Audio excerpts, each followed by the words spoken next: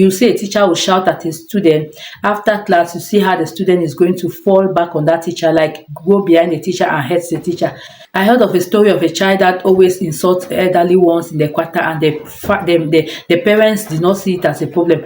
One day, that child started insulting them, even fought with them, because tomorrow their child will be somewhere where you will not be there. And whatsoever actions, whatsoever things that your child is going to manifest is going to be with respect of the training that you gave him or her in the house.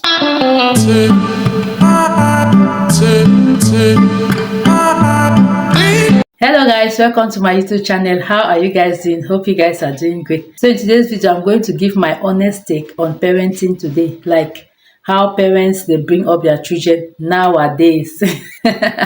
Using myself as an example. So without further ado, let's just jump into the video. If most of us that were born maybe in the 90s or maybe in the 80s, for those who are born in the 80s, and we are well to do today or we are fine today, our parents contributed a lot for us to be where we are today, because in those days, you see this place that the Bible says, spare the rod and spoil the child. Our parents were really putting that into practice. They don't joke. They were not joking. Our parents were not joking when it comes to disciplining the child, bringing up the child. Like, they were doing their best in order for us to be well today. And I really appreciate the old school method of bringing up children, because nowadays we are living in a generation where it is more of like the social media, the internet, the Android generation, and it is not easy to bring up a child in this our generation now, in this Gen Z, this our Gen Zs. It is not easy. Reasons why, as parents, this is what this is my take, this is my honest take, because in as much as I am praying for my children, in as much as my husband and I are praying for our children, we make sure that we bring up our children in the fear of God. We try our best to bring them up in the fear of God, because in this present time that we are living, it is not easy.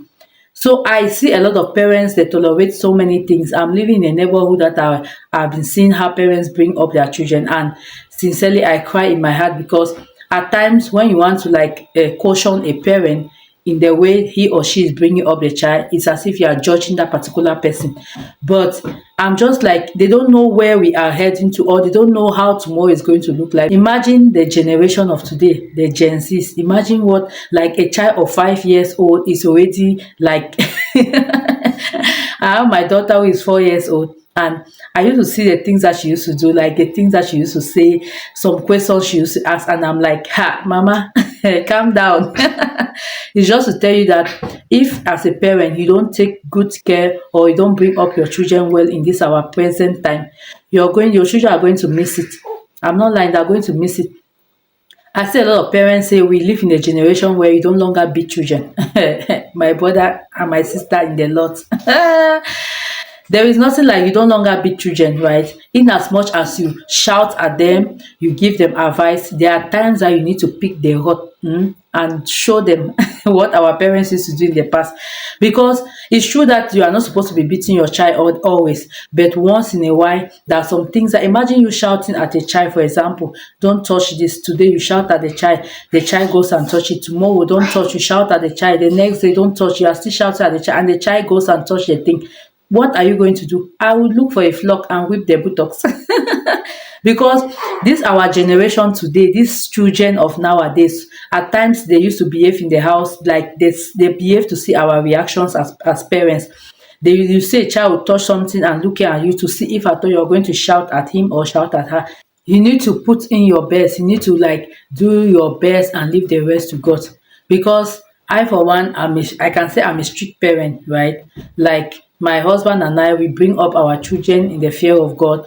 And when it comes to strictness, I think I'm the strict person in terms of my husband and I, because my husband is someone that can tolerate, like, he can live with the children maybe for months without even touching them, because he's someone that when he shouts, as he shouts like that, the children have to just adjust. He does not like to beat. Why, on my own part, I'm the one that does not tolerate.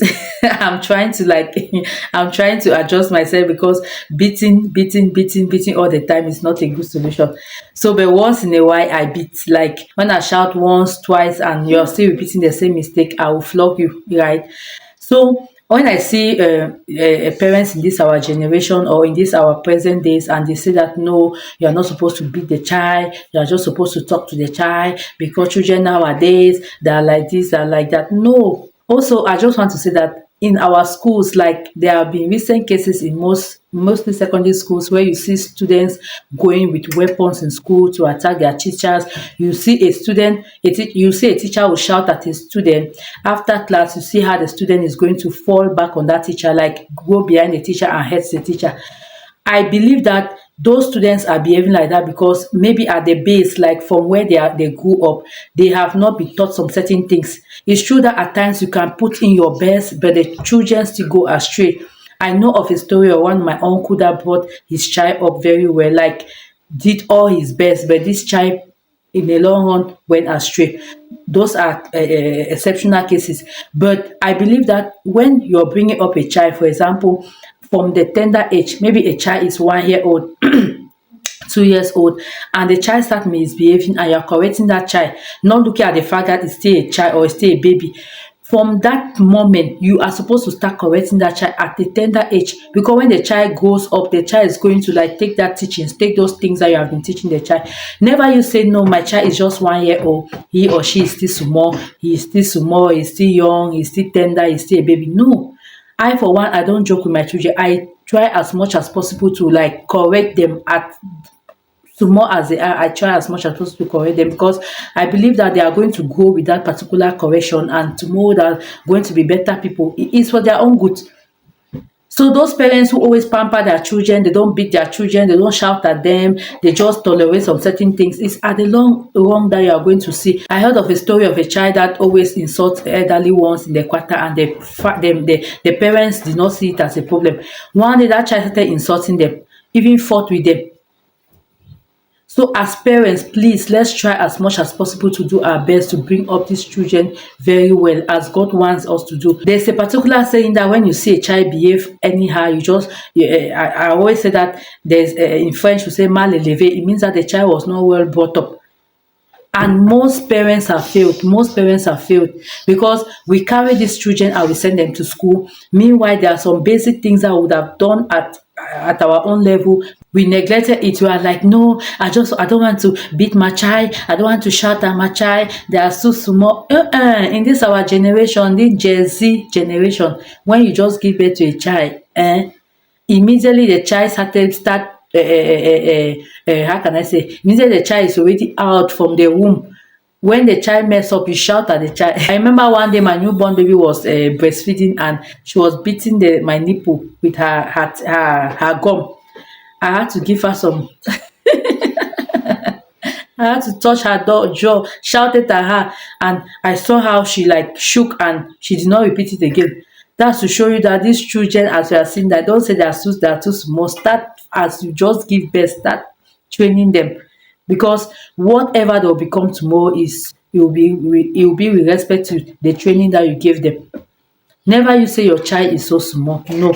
This our generation today, never you say my child is so small, because tomorrow their child will be somewhere where you will not be there. And whatsoever actions, whatsoever things that your child is going to manifest is going to be with respect of the training that you gave him or her in the house. May God help us. If you are a parent, put in that in the comment section. What are the training that you are giving to your child? How are you bringing up your child? Is it good? Is it bad? Can you attest confidently that tomorrow, if your child is somewhere, that your child is not going to misbehave with respect to the training that you have given him or her? Put it in the comment section and let's discuss. So guys, I'm just going to end this video here. I've spoken a lot. If you see this video worth sharing, make sure you share, make sure you like, make sure you put your comments below. And if you have not subscribed, what are you waiting for? Please subscribe and join this wonderful family, because there is a lot going on here. So without further ado, see you in my next video. Love you, bye bye, and take care. Bye.